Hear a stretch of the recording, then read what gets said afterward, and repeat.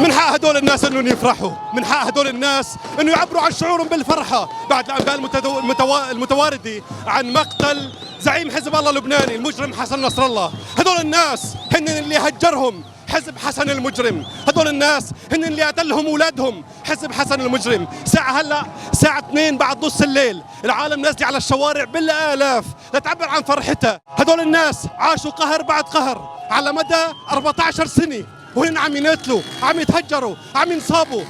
اجى الوقت لا يفرحوا ولو شوي بمقتل احد مجرمي الحرب اللي كان له دور بتهجير السوريين، بقتل السوريين، بالمأساة اللي عم يعيشوها السوريين. المأساة الوحيدة أو الشيء الوحيد اللي بيحزنوا عليه إنه حسن المجرم ما انقتل على إيديهم، ما انقتل على إيدين السوريين. بكل تأكيد هم بانتظار فرحتهم الكبيرة بمقتل المجرم الحرب الأكبر والأول بسوريا بشار الأسد. السلام عليكم. أنا مشتاق نلف العالم كلها حضنها يا هادي.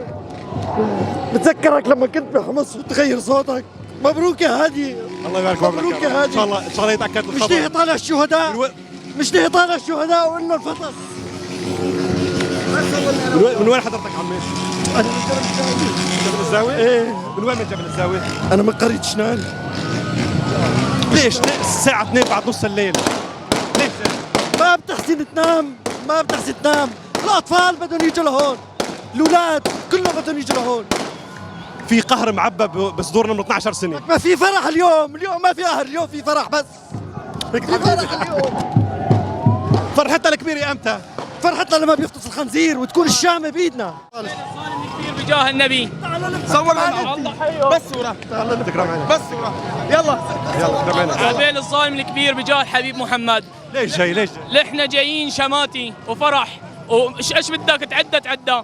نحن جايين نشفي صدورنا، نحن جايين نفرح بقتل الخسيس ومسواه جهنم وبئس المصير. يا ما عمل فينا وظلمنا، ليك الخلشة فرحانين، كبيرنا مع صغيرنا فرحانين، وقلبنا واولادنا كلياتهم فرحانين بموت الخسيس الظالم وعبيل الجحش كبير بجاه الحبيب محمد.